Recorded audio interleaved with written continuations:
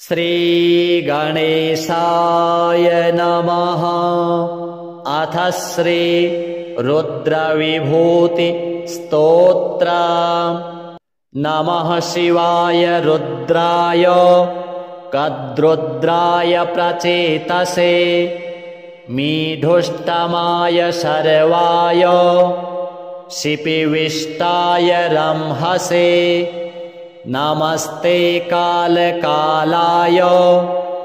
नमस्ते रुद्रमन्यवे नमः शिवाय रुद्राय शंकराय शिवाय ते उग्रोऽसि सर्वभूतानां नियन्तासि शिवोऽसि नः नमः शिवाय सर्वाय शंकरायार्तिहारिणे ग्रहाधिपत्ये भगवान् अभ्यसिञ्चद्दिवाकरम् वृक्षाणाम् ओषधीनां च सोमं ब्रह्मा प्रजापतिः अपां च वरुणं देवं धनानां यक्षपुङ्गवाम् आदित्यानां तथा विष्णुं वसूनां पावकं तथा प्रजापतीनां दक्षं च मरुतां शक्रमेव च दैत्यानां दानवानां च प्रह्लादं दैत्यपुङ्गवां धर्मं पितॄणामधिपं निरृतिं पिशिताशिनां रुद्रं पशूनां भूतानां नन्दीनां गणनायकं वीराणां वीरभद्रं च पिशाचानां भयङ्करं मातॄणां चैव चामुण्डां सर्वदेव नमस्कृतां रुद्राणां देवदेवेशं नीललोहितमीश्वरं विघ्नानां व्योमजं देवं गजास्यं तु विनायकं स्त्रीणां देवीं उमादेवीं वचसां च सरस्वतीं विष्णुं मायाविनां चैव स्वत्मानां जगतां तथा हिमवन्तं गिरीणां तु नदीनां चैव जाह्नवीं समुद्राणां च सर्वेषाम् अधिपं पयसां निधिं वृक्षाणां चैव चाश्वत्थं प्लक्षं च प्रपितामहः गन्धर्वविद्याधरकिन्नराणाम् ईशं पुनश्चित्ररथं चकार नागाधिपं वासुकिमुग्रवीर्यं सर्पाधिपं तक्षकमुग्रवीर्यं दिग्वारणानामधिपं चकार गजेन्द्रमैरावतमुग्रवीर्यं सुपर्णमीशं पततामथाश्व राजानामुच्छैः स्रवसं चकार सिंहं मृगाणां वृषभं गवां च मृगाधिपानां शरभं चकार सेनाधिपानां गुहमप्रमेयं श्रुतिस्मृतीनां लकुलीशमीशम् अभ्यसिञ्चत्यसुधर्माणं तथा शङ्खापदं दिशां केतुमन्तं क्रमेणैव हेमरोमाणमेव च पृथिव्यां पृथुमीशानं सर्वेषां तु महेश्वरं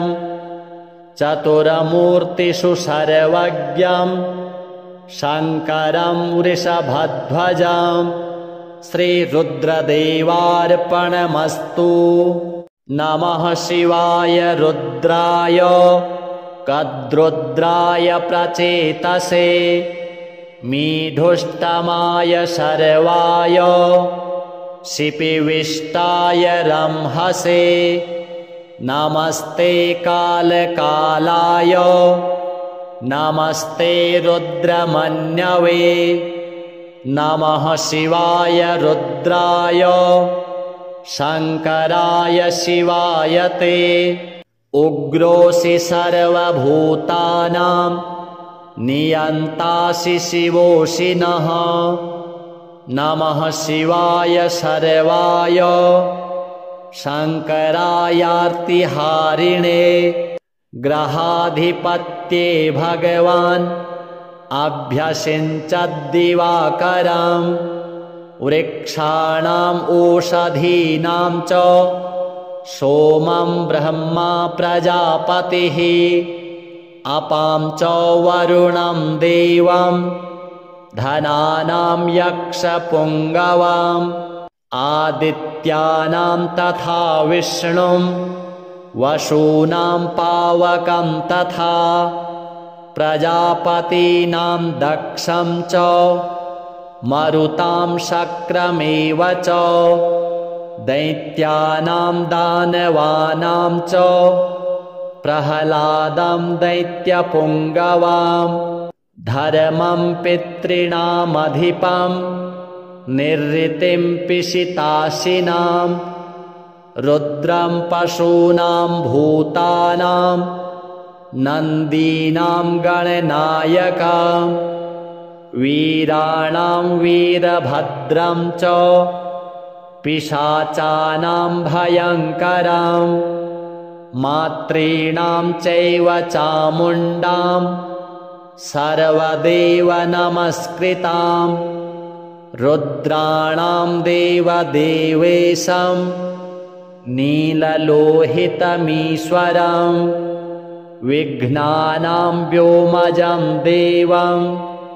गजास्यं तु विनायकं स्त्रीणां देवीम् उमादेवीं वचसां च सरस्वतीं विष्णुं मायाविनां चैव स्वत्मानां जगतां तथा हिमवन्तं गिरीणां तु नदीनां चैव जाह्नवीं समुद्राणां च सर्वेषाम् अधिपं पयसां निधिं वृक्षाणां चैव चाश्वत्थं प्लक्षं च प्रपितामहः गन्धर्वविद्याधरकिन्नराणाम् ईशं पुनश्चित्ररथं चकार नागाधिपं वासुकिमुग्रवीर्यं सर्पाधिपं तक्षकमुग्रवीर्यं दिग्वारणानामधिपं चकार गजेन्द्रमैरावतमुग्रवीर्यं सुपर्णमीशं पततामथास्व राजानामुच्छैः स्रवसं चकार सिंहं मृगाणां वृषभं गवां च मृगाधिपानां शरभं चकार सेनाधिपानां गुहमप्रमेयं श्रुतिस्मृतीनां लकुलीशमीशम् अभ्यसिञ्चत्यसुधर्माणं तथा शङ्खापदं दिशां केतुमन्तं क्रमेणैव हेमरोमाणमेव च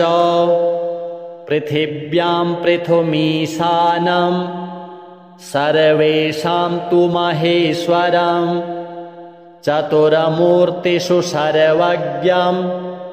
शङ्करं वृषभध्वजं श्रीरुद्रदेवार्पणमस्तु। नमः शिवाय रुद्राय कद्रुद्राय प्रचेतसे मीढुष्टमाय शर्वाय शिपिविष्टाय रंहसे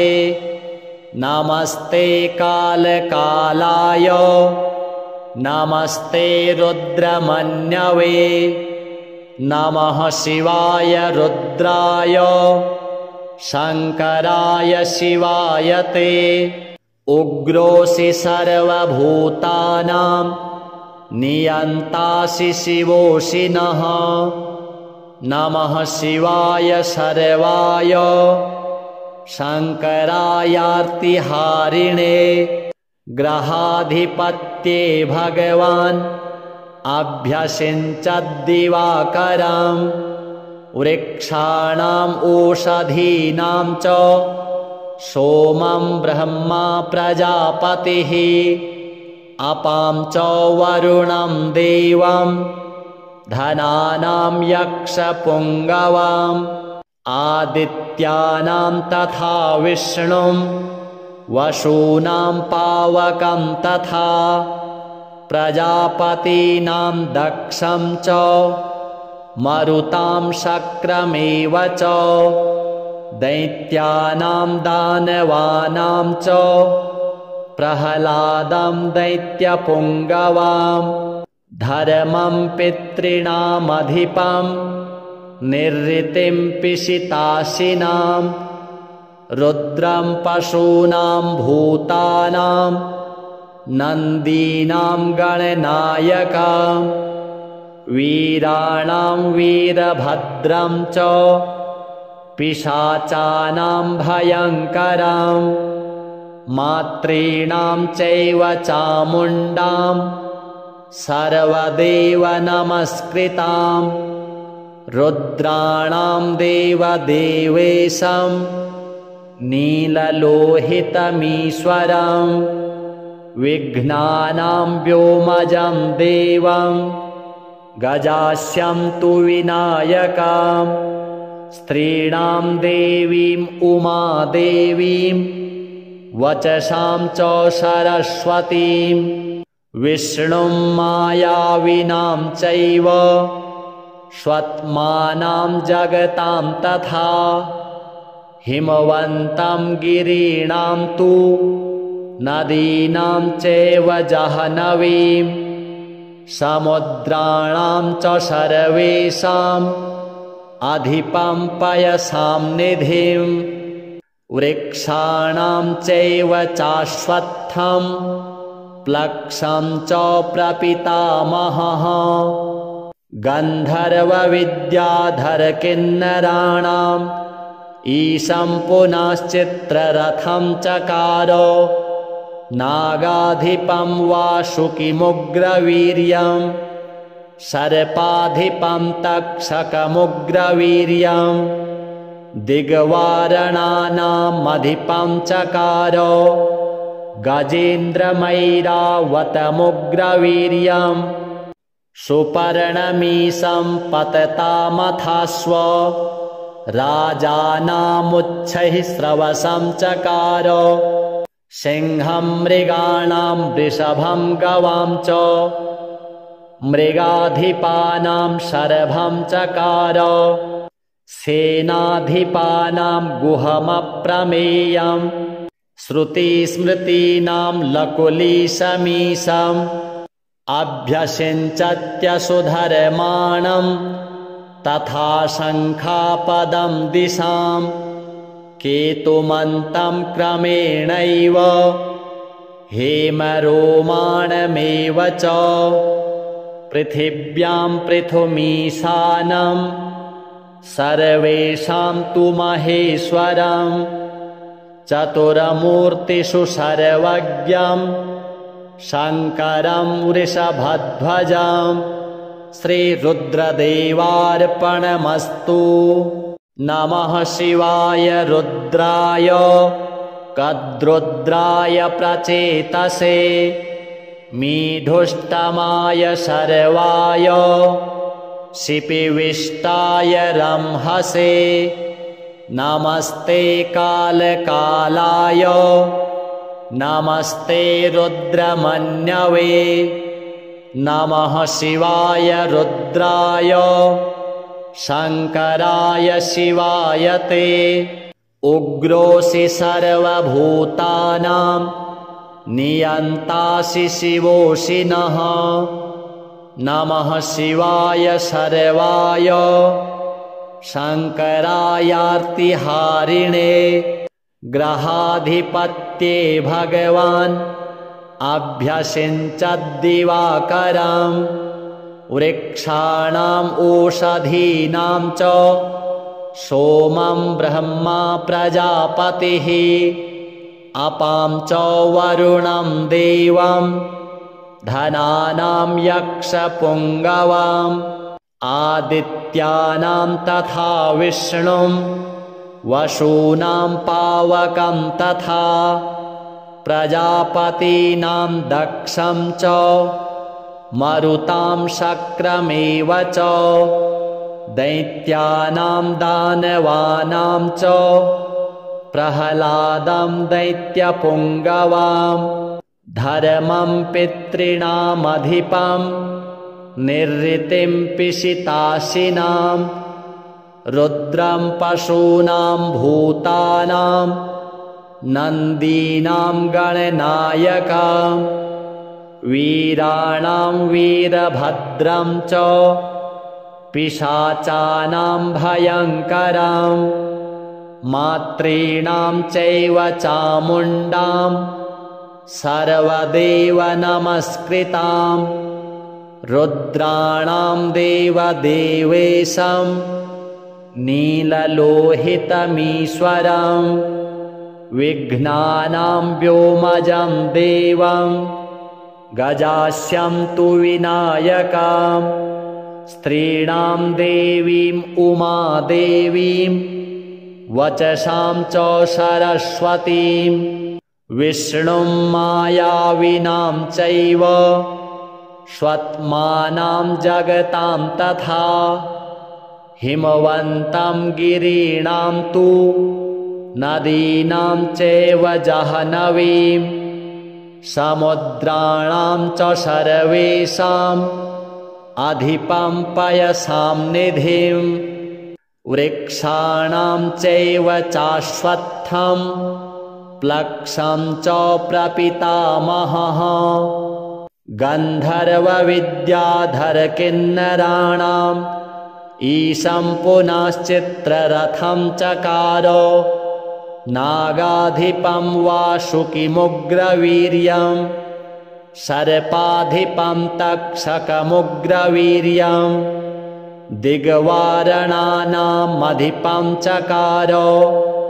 गजेन्द्रमैरावतमुग्रवीर्यं सुपर्णमीशं पततामथाश्व राजानामुच्छैः स्रवसं चकार सिंहं मृगाणां वृषभं गवां च मृगाधिपानां शरभं चकार सेनाधिपानां गुहमप्रमेयं श्रुतिस्मृतीनां लकुलीशमीशम् अभ्यसिञ्चत्यसुधर्माणं तथा शङ्खापदं दिशां केतुमन्तं क्रमेणैव हेमरोमाणमेव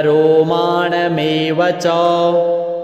पृथिव्यां पृथुमीशानं सर्वेषां तु महेश्वरं चतुरमूर्तिषु सर्वज्ञं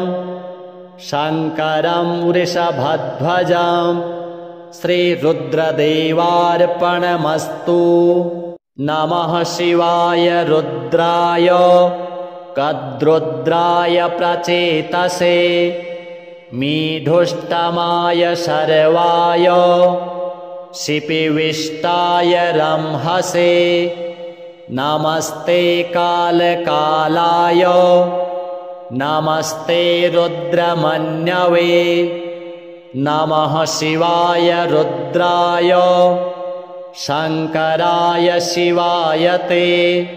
उग्रोऽसि सर्वभूतानां नियन्तासि शिवोऽसि नः नमः शिवाय सर्वाय शङ्करायार्तिहारिणे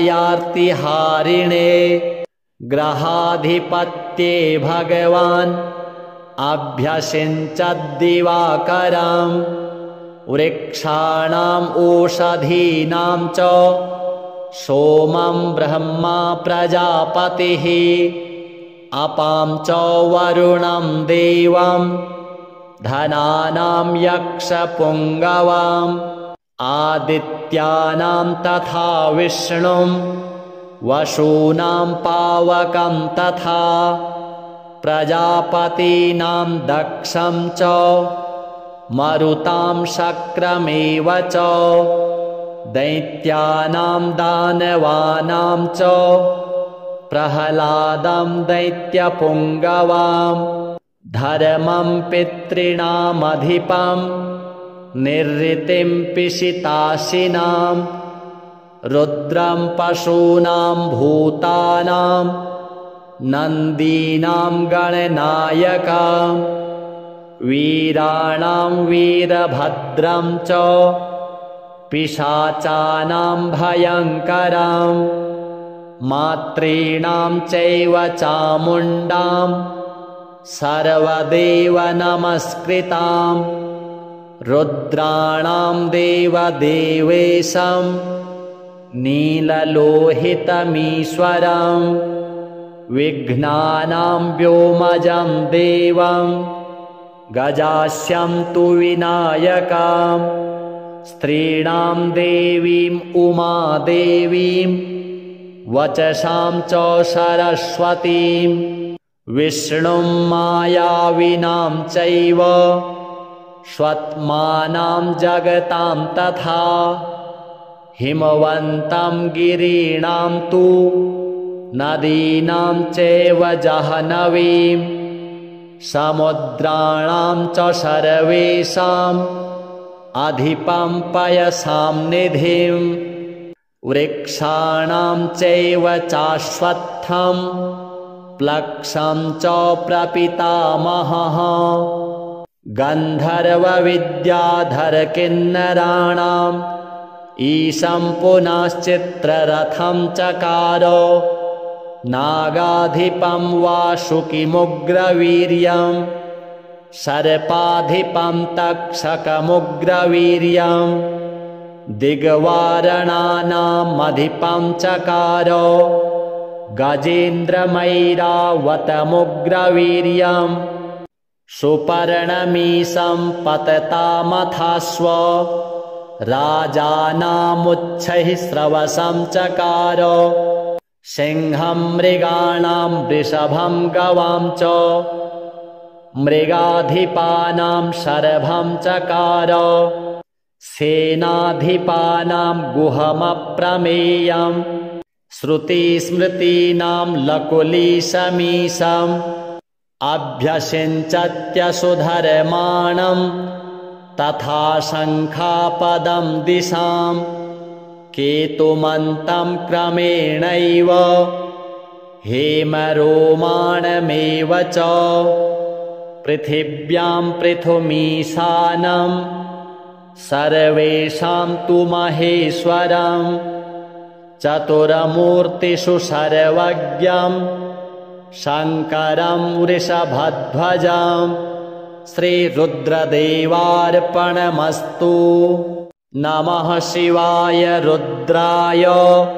कद्रुद्राय प्रचेतसे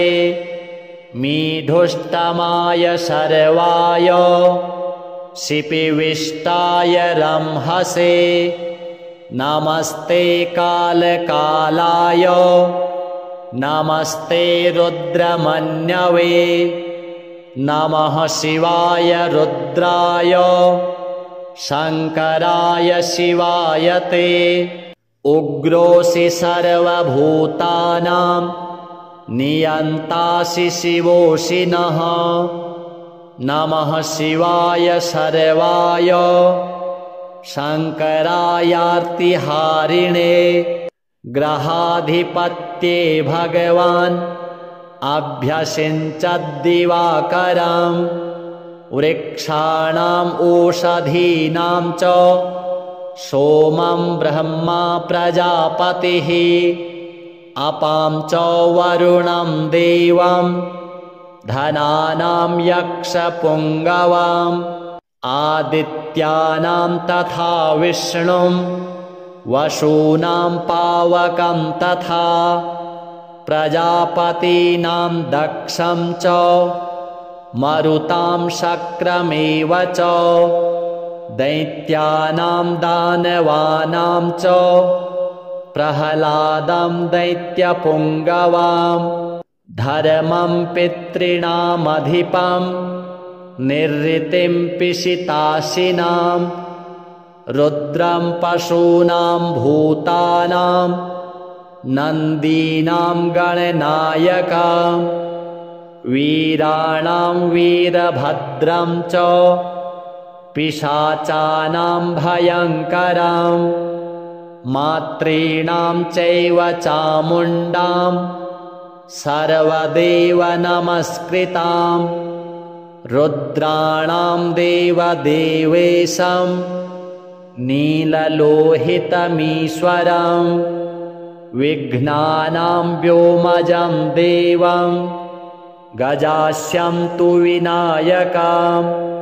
स्त्रीणां देवीम् उमादेवीं वचसां च सरस्वतीं विष्णुं मायाविनां चैव स्वत्मानां जगतां तथा हिमवन्तं गिरीणां तु नदीनां चैव जाह्नवीं समुद्राणां च सर्वेषाम् अधिपं पयसां निधिं वृक्षाणां चैव चाश्वत्थं प्लक्षं च प्रपितामहः गन्धर्वविद्याधरकिन्नराणाम् ईशं पुनश्चित्ररथं चकार नागाधिपं वासुकिमुग्रवीर्यं सर्पाधिपं तक्षकमुग्रवीर्यं दिग्वारणानामधिपं चकार गजेन्द्रमैरावतमुग्रवीर्यं सुपर्णमीशं पततामथाश्व राजानामुच्छैः स्रवसं चकार सिंहं मृगाणां वृषभं गवां च मृगाधिपानां शरभं चकार सेनाधिपानां गुहमप्रमेयं श्रुतिस्मृतीनां लकुलीशमीशम् अभ्यसिञ्चत्यसुधर्माणं तथा शङ्खापदं दिशां केतुमन्तं क्रमेणैव हेमरोमाणमेव च पृथिव्यां पृथुमीशानं सर्वेषां तु महेश्वरं चतुरमूर्तिषु सर्वज्ञं शङ्करं वृषभध्वजं श्रीरुद्रदेवार्पणमस्तु। नमः शिवाय रुद्राय कद्रुद्राय प्रचेतसे मीढुष्टमाय शर्वाय शिपिविष्टाय रंहसे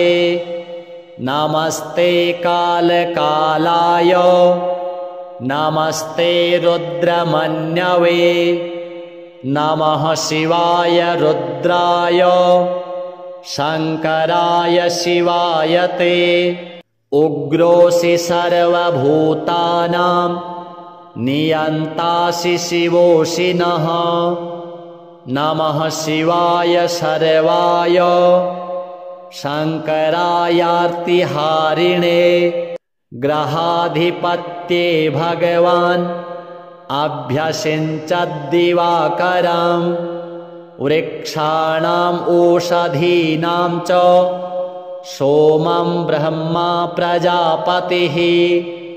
अपां च वरुणं देवं धनानां यक्षपुङ्गवाम् आदित्यानां तथा विष्णुं वसूनां पावकं तथा प्रजापतीनां दक्षं च मरुतां शक्रमेव च दैत्यानां दानवानां च प्रह्लादं दैत्यपुङ्गवां धर्मं पितॄणामधिपं निर्ऋतिं पिशिताशिनां रुद्रं पशूनां भूतानां नन्दीनां गणनायकं वीराणां वीरभद्रं च पिशाचानां भयङ्करं मातॄणां चैव चामुण्डां सर्वदेव नमस्कृतां रुद्राणां देवदेवेशं नीललोहितमीश्वरं विघ्नानां व्योमजं देवं गजास्यं तु विनायकं स्त्रीणां देवीम् उमादेवीं वचसां च सरस्वतीं विष्णुं मायाविनां चैव स्वत्मानां जगतां तथा हिमवन्तं गिरीणां तु नदीनां चैव जाह्नवीं समुद्राणां च सर्वेषाम् अधिपं पयसां निधिं वृक्षाणां चैव चाश्वत्थं प्लक्षं च प्रपितामहः गन्धर्वविद्याधरकिन्नराणाम् ईशं पुनश्चित्ररथं चकार नागाधिपं वासुकिमुग्रवीर्यं सर्पाधिपं तक्षकमुग्रवीर्यं दिग्वारणानामधिपं चकार गजेन्द्रमैरावतमुग्रवीर्यं सुपर्णमीशं पततामथाश्व राजानामुच्छैः स्रवसं चकार सिंहं मृगाणां वृषभं गवां च मृगाधिपानां शरभं चकार सेनाधिपानां गुहमप्रमेयं श्रुतिस्मृतीनां लकुलीशमीशम् अभ्यसिञ्चत्यसुधर्माणं तथा शङ्खापदं दिशां केतुमन्तं क्रमेणैव हेमरोमाणमेव च पृथिव्यां पृथुमीशानं सर्वेषां तु महेश्वरं चतुरमूर्तिषु सर्वज्ञं शङ्करं वृषभध्वजं श्रीरुद्रदेवार्पणमस्तु। नमः शिवाय रुद्राय कद्रुद्राय प्रचेतसे मीढुष्टमाय सर्वाय शिपिविष्टाय रंहसे नमस्ते कालकालाय नमस्ते रुद्रमन्यवे नमः शिवाय रुद्राय शङ्कराय शिवाय ते उग्रोऽसि सर्वभूतानां नियन्तासि शिवोऽसि नः नमः शिवाय सर्वाय शङ्करायार्तिहारिणे ग्रहाधिपत्ये भगवान् अभ्यसिञ्चद्दिवाकरं वृक्षाणाम् ओषधीनां च सोमं ब्रह्मा प्रजापतिः अपां च वरुणं देवं धनानां यक्षपुङ्गवाम् आदित्यानां तथा विष्णुं वसूनां पावकं तथा प्रजापतीनां दक्षं च मरुतां शक्रमेव च दैत्यानां दानवानां च प्रह्लादं दैत्यपुङ्गवां धर्मं पितॄणामधिपं निर्ऋतिं पिशिताशिनां रुद्रं पशूनां भूतानां नन्दीनां गणनायकं वीराणां वीरभद्रं च पिशाचानां भयङ्करं मातॄणां चैव चामुण्डां सर्वदेव नमस्कृतां रुद्राणां देवदेवेशं नीललोहितमीश्वरं विघ्नानां व्योमजं देवं गजास्यं तु विनायकं स्त्रीणां देवीम् उमादेवीं वचसां च सरस्वतीं विष्णुं मायाविनां चैव स्वत्मानां जगतां तथा हिमवन्तं गिरीणां तु नदीनां चैव जाह्नवीं समुद्राणां च सर्वेषाम् अधिपं पयसां निधिं वृक्षाणां चैव चाश्वत्थं प्लक्षं च प्रपितामहः गन्धर्वविद्याधरकिन्नराणाम् ईशं पुनश्चित्ररथं चकार नागाधिपं वासुकिमुग्रवीर्यं सर्पाधिपं तक्षकमुग्रवीर्यं दिग्वारणानामधिपं चकार गजेन्द्रमैरावतमुग्रवीर्यं सुपर्णमीशं पततामथास्व राजानामुच्छैः स्रवसं चकार सिंहं मृगाणां वृषभं गवां च मृगाधिपानां शरभं चकार सेनाधिपानां गुहमप्रमेयं श्रुतिस्मृतीनां लकुलीशमीशम् अभ्यसिञ्चत्यसुधर्माणं तथा शङ्खापदं दिशां केतुमन्तं क्रमेणैव हेमरोमाणमेव च पृथिव्यां पृथुमीशानं सर्वेषां तु महेश्वरं चतुरमूर्तिषु सर्वज्ञं शङ्करं वृषभध्वजं श्रीरुद्रदेवार्पणमस्तु। नमः शिवाय रुद्राय कद्रुद्राय प्रचेतसे मीढुष्टमाय शर्वाय शिपिविष्टाय रंहसे नमस्ते कालकालाय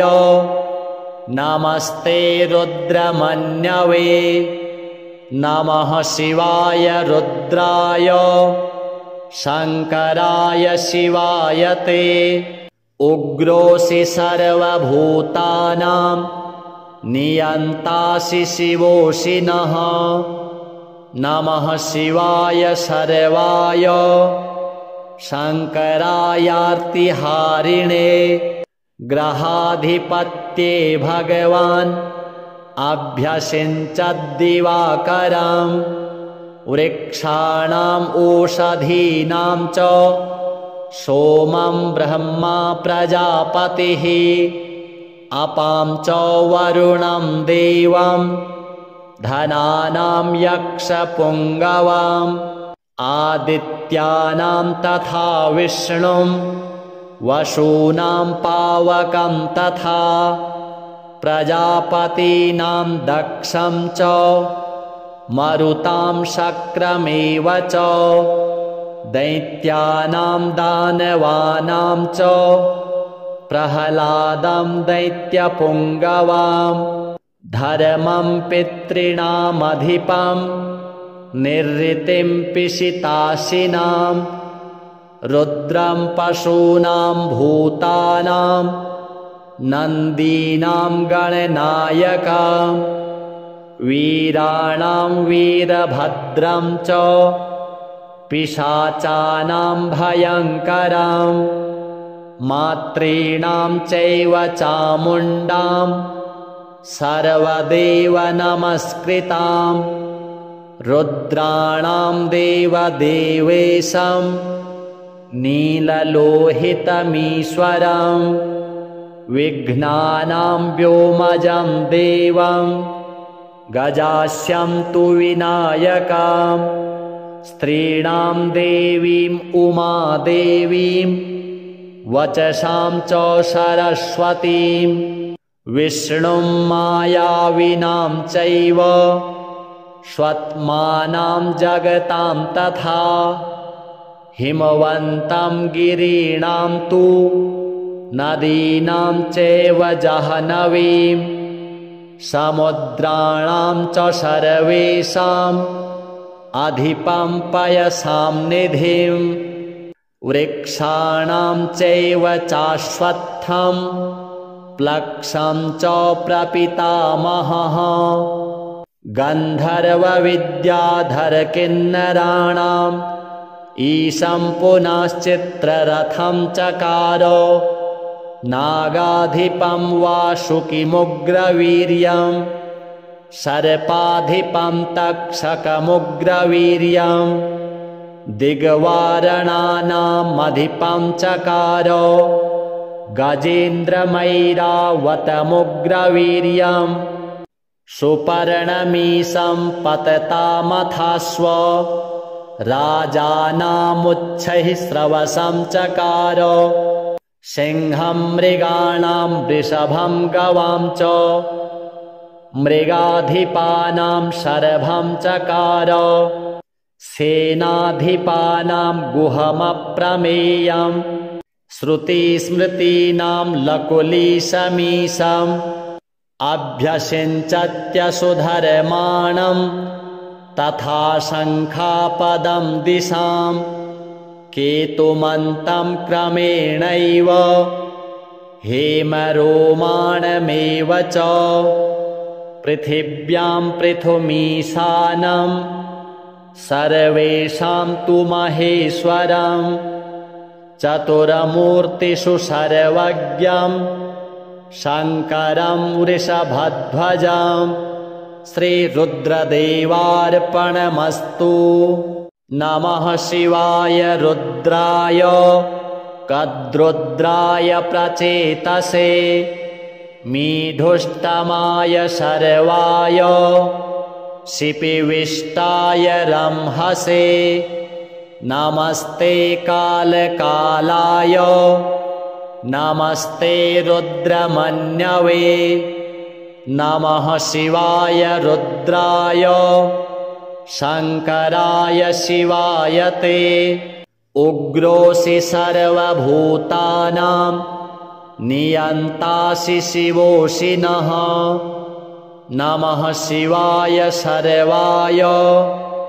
शङ्करायार्तिहारिणे ग्रहाधिपत्ये भगवान् अभ्यसिञ्चद्दिवाकरं वृक्षाणाम् ओषधीनां च सोमं ब्रह्मा प्रजापतिः अपां च वरुणं देवं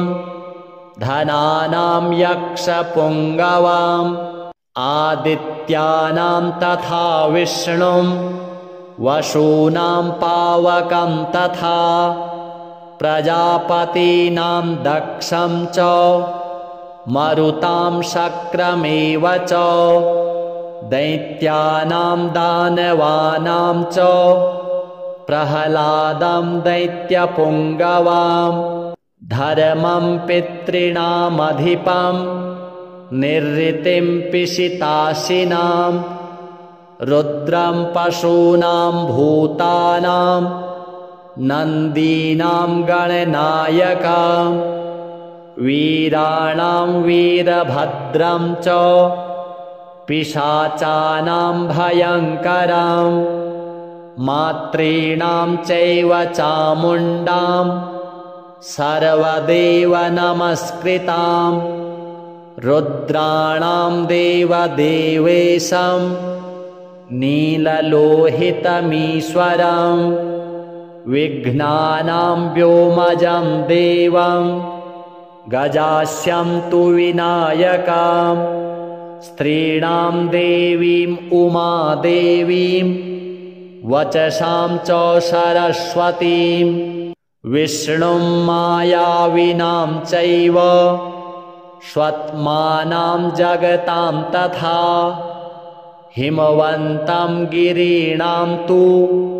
नदीनां चैव जाह्नवीं समुद्राणां च सर्वेषाम् अधिपं पयसां निधिं वृक्षाणां चैव चाश्वत्थं प्लक्षं च प्रपितामहः गन्धर्वविद्याधरकिन्नराणाम् ईशं पुनश्चित्ररथं चकार नागाधिपं वासुकिमुग्रवीर्यं सर्पाधिपं तक्षकमुग्रवीर्यं दिग्वारणानामधिपं चकार गजेन्द्रमैरावतमुग्रवीर्यं सुपर्णमीशं पततामथास्व राजानामुच्छैः स्रवसं चकार सिंहं मृगाणां वृषभं गवां च मृगाधिपानां शरभं चकार सेनाधिपानां गुहमप्रमेयं श्रुतिस्मृतीनां लकुलीशमीशम् अभ्यसिञ्चत्यसुधर्माणं तथा शङ्खापदं दिशां केतुमन्तं क्रमेणैव हेमरोमाणमेव च पृथिव्यां पृथुमीशानं सर्वेषां तु महेश्वरं चतुरमूर्तिषु सर्वज्ञं शङ्करं वृषभध्वजं श्रीरुद्रदेवार्पणमस्तु। नमः शिवाय रुद्राय कद्रुद्राय प्रचेतसे मीढुष्टमाय शर्वाय शिपिविष्टाय रंहसे नमस्ते कालकालाय नमस्ते रुद्रमन्यवे नमः शिवाय रुद्राय शङ्कराय शिवाय ते उग्रोऽसि सर्वभूतानां नियन्तासि शिवोऽसि नः नमः शिवाय सर्वाय शङ्करायार्तिहारिणे ग्रहाधिपत्ये भगवान् अभ्यसिञ्चद्दिवाकरं वृक्षाणाम् ओषधीनां च सोमं ब्रह्मा प्रजापतिः अपां च वरुणं देवं धनानां यक्षपुङ्गवाम् आदित्यानां तथा विष्णुं वसूनां पावकं तथा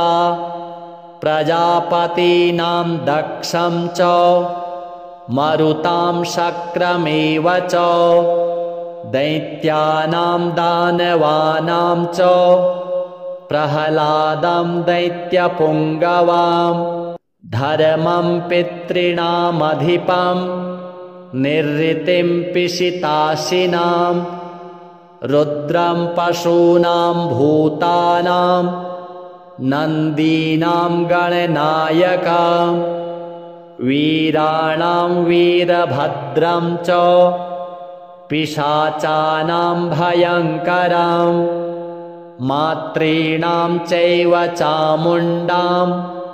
सर्वदेव नमस्कृतां रुद्राणां देवदेवेशं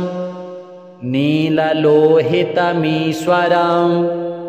विघ्नानां व्योमजं देवं गजास्यं तु विनायकं स्त्रीणां देवीम् उमादेवीं वचसां च सरस्वतीं विष्णुं मायाविनां चैव स्वत्मानां जगतां तथा हिमवन्तं गिरीणां तु